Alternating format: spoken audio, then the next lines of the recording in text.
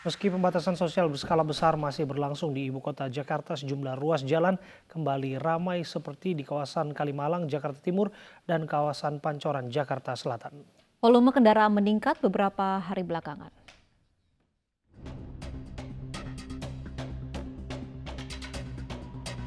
Arus lalu lintas di Kalimalang dari wilayah Jakarta Timur menuju Bekasi, Jawa Barat semakin ramai mendekati Hari Raya Idul Fitri.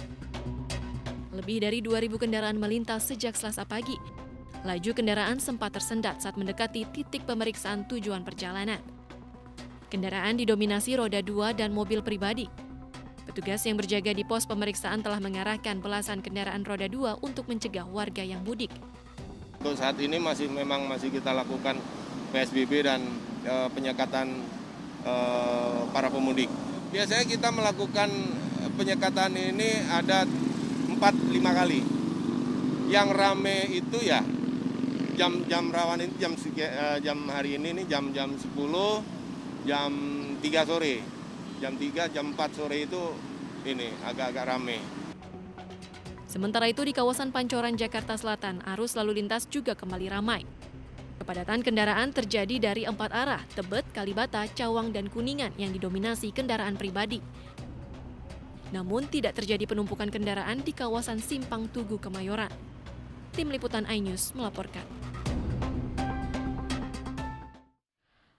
Selain kawasan Pancoran, sejumlah kawasan lainnya di ibu kota Jakarta juga ramai meski PSBB masih berlangsung. Langsung kita akan sapa ada dua rekan kita, Vicky Rian di kawasan Pol Tangan Pasar Minggu Jakarta Selatan dan Bernadetta Ginting di kawasan Semanggi Jakarta Pusat. Kita terlebih dahulu ke Pasar Minggu. Vicky, seperti apa keramaian yang terjadi di sana?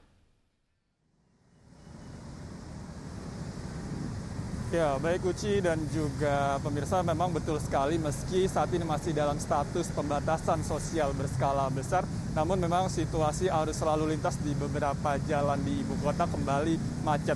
Di tempat saya melaporkan saat ini, tepatnya di Jalan Pol Tangan, Pasar Minggu, Jakarta Selatan, memang situasi arus lalu lintas di kawasan ini cukup ramai, bahkan cenderung ini padat begitu. Dapat Anda lihat, Uci, ini di belakang saya merupakan situasi arus lalu lintas kendaraan yang datang dari arah Jakarta menuju ke wilayah Kota Depok. Karena memang diketahui Jalan Pol Tangan Pasar Minggu ini merupakan salah satu jalur penghubung antara wilayah ibu kota dengan Kota Depok maupun beberapa wilayah lainnya di Kabupaten Bogor.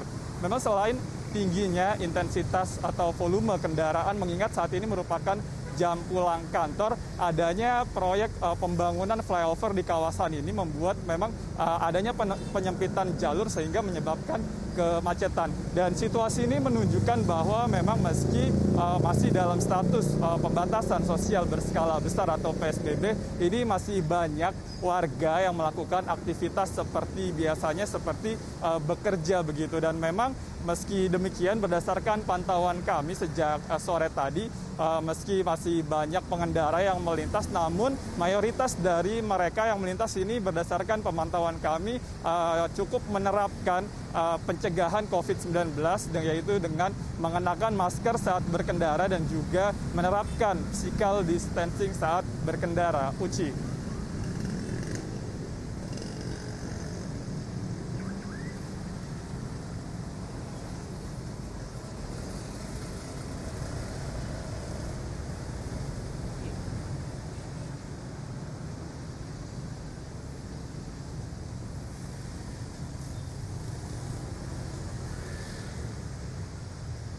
Ya, terima kasih Vicky Rian, laporan Anda langsung dari Pasar Minggu, Jakarta Selatan. Kita akan menuju ke Bernadetta. Bernadetta, seperti apa situasi terkini di Semanggi, Jakarta?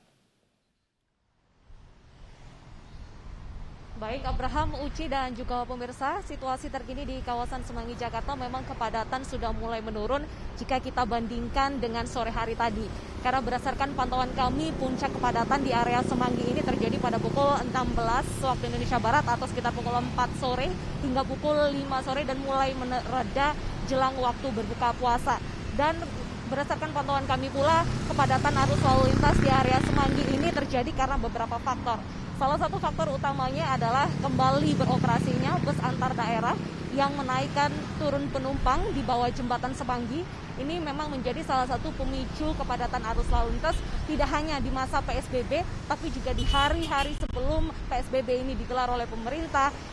Ngetemnya para bus kendaraan ini juga menjadi salah satu faktor yang menyebabkan kepadatan.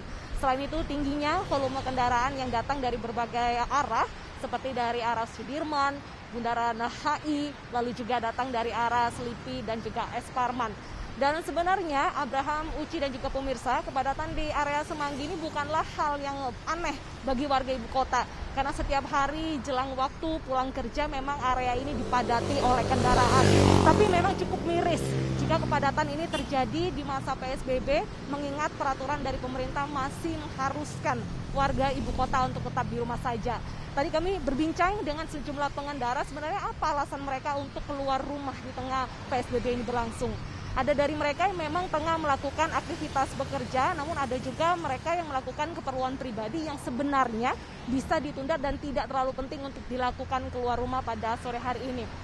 Dan jika kita pantau kepadatan arus lalu lintas dan juga meningkatnya volume kendaraan di area Semanggi ini di masa PSBB ini baru terjadi pada minggu ini, bertepatan pula dengan beberapa hari jelang Lebaran, sehingga banyak sekali masyarakat yang keluar rumah untuk mencari keperluan pribadi mereka. Dan untuk kepadatan sendiri ini mulai menurun pada malam hari dan bisa kita lihat bahwa tidak ada kepadatan, baik itu yang menuju ke gerbang tol Semanggi ataupun juga yang mengarah ke arah Pancoran. Dan pemerintah terus mengimbau masyarakat untuk tetap di rumah saja karena masa PSBB ini masih berlangsung dan tidak terpancing dengan kepadatan arus lalu lintas sehingga ada keinginan untuk keluar rumah. Lebih baik kita di rumah saja sehingga mata rantai virus corona ini bisa segera diputus. Kembali ke Abraham dan Uci. Baik, terima kasih Bernadetta Ginting, laporan Anda langsung dari kawasan Semanggi dan Jakarta. Terus sebelumnya ada Fikirian juga melaporkan dari Jakarta. PSBB di Jakarta resmi diperpanjang. Gubernur DKI Jakarta Anies Baswedan menegaskan perpanjangan PSBB telah melalui berbagai kajian.